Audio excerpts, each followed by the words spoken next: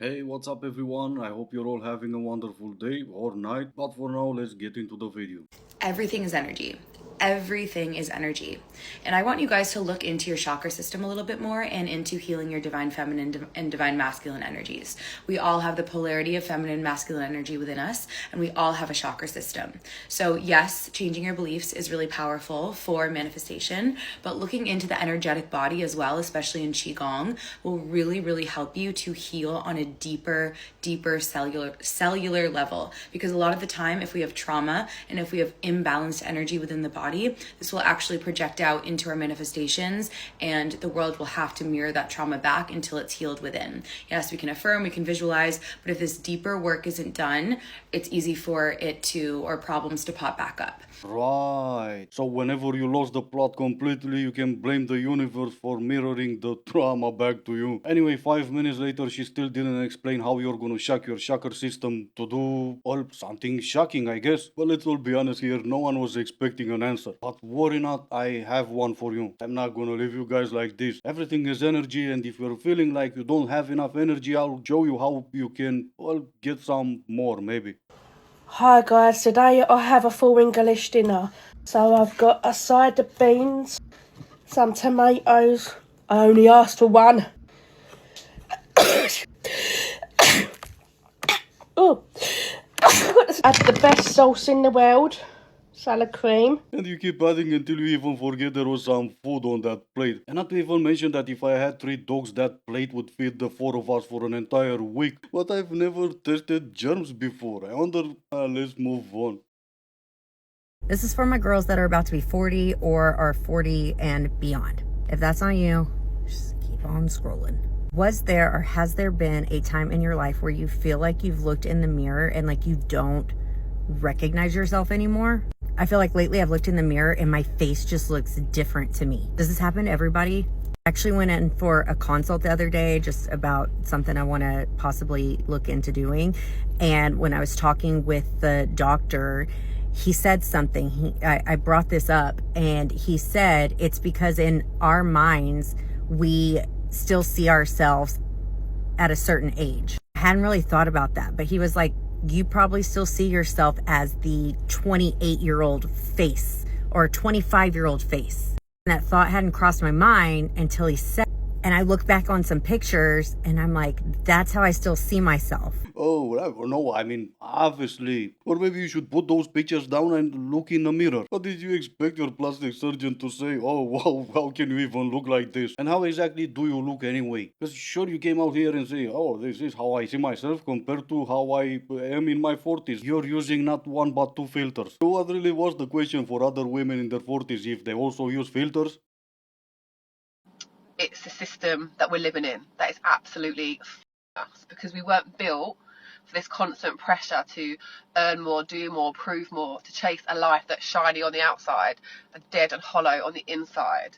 And these days, both people in a relationship are now working, providing and surviving and trying to function in a system that is designed to keep us disconnected from ourselves and from each other and from what actually matters. Women are in their masculine energy trying to survive, and men are emotionally shut down because they were never taught how to feel. And underneath all of that is love, struggling to bear the weight of it all. We're burning ourselves out, we're numbing ourselves, and we're wondering why we all feel so alone. And it's not because we're failing, but it's because we know deep down, our soul knows that we were never meant to be living like this. Awesome. We identified the problem even though we didn't, because all you said was we are not meant to be living like this. How are we supposed to be living like? Well, not like this. Not sure, let's say we identify the problem. What do we do to change it and what do we change it into? I'm gonna ignore everything you've said about men because I'm absolutely sure you have no idea what you're talking about. So let's talk about women in their masculine, struggling to survive. Sure, some do, but the majority of married women don't. And the single ladies who are struggling to survive, they're not in their masculine energy. They have a job. Is it hard? Is it rough? Of course it is. But what's the solution to the problem?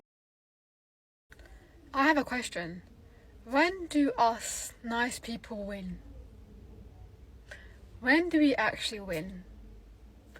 I'm nice, I help people who shouldn't be helped, I'm always there. People can treat me like absolute trash, and I'll still be nice. When do I win? In the afterlife, if you believe there is one, or you wake up and you realize that you do win every single day. You ignore all the people treating you like trash and you surround yourself with people that are just the same way you are. And if you do and they treat you the same way you treat them, what other wins do you need? It's not letting me stitch it, but I need to speak on this. Nobody talks about being the only one in a friend group not getting any male attention on a night out. I feel overqualified to talk about the subject. I told the story in a comment section once and loads of people couldn't believe it, so I thought I'd share it now. My friends and I were, I was a bit of an alkie in my late teens, early 20s, and we were going out maybe 5 days out of the week. And every single time without fail, all my friends would get with guys or like get some kind of male attention, and I wouldn't get any whatsoever. And at first it really didn't bother me, mainly because I didn't notice it. But then when it finally hit me that I always ended up left on my own on nights out because my friends would like get with guys, it then started to really affect me and really hurt my feelings. Guys like buy my friends drinks so they would get a cheaper night out, or I would be stood at the bar with my friends and guys would let them go in front of them but not me. So then my friend would buy their drink and they'd have to stay standing with me because they were pretty enough to let go in front, but not me. I had to wait my turn. But one time my friends, I'd gone out with all of my friends, there was a big group of us, and every single one of them, boys and girls, had pulled somebody and I was left on my own again, and I didn't really know what to do with myself, so I just kind of ended up following around one of my friends, which I was doing. And then at one point when my friend wasn't paying any attention, I think she was either at the bar or I don't know, but the guy turned to me and was like, I'm trying to pull here, can you like go away? So I was like, oh, okay. And so I went home, because what the else am I supposed to do? I took myself home, I didn't say goodbye, I walked home and I cried. And something happened, I don't really know, at some point I had like a glow up, and now boys don't leave me alone, and it stresses me out so much that I now don't go on nights out because I hate the harassment, so. And there you go. That's why I let it play for this long. That's how usually, or in most cases, the hatred towards men starts. I wasn't getting any attention, I was going home alone, crying all the time, and now boo-hoo-hoo, I despise men for giving me the attention I used to crave. Listen, I'm looking for the girls that used to party all night in random forests with random people, doing very questionable things with literally zero fear, acting like you were a cat with 9 lives, and now going to the grocery store makes you want to vomit. Where are those people? Grocery store, maybe? Well, of course, some of them will still be in the woods doing all the questionable things, using filters by day and moonlight by night. But yeah, they might be on TikTok, but not all of them will be confident enough to share their past like that. Men, you need to learn how to separate how you feel about her from how she makes you feel about yourself. Because you might think she's adorable and sexy and fun and intelligent. So I'm just lying to myself like that for no apparent reason? I think we're doing this wrong. You're supposed to be the one trying to convince me that she is smart, intelligent, funny, blah blah blah. No? Where exactly is this going? I'm gonna end up trying to convince you that she is? But if she is causing you to question your worth, and she's making you feel unimportant and anxious and confused, then that's your reality. And I'll tell you this much.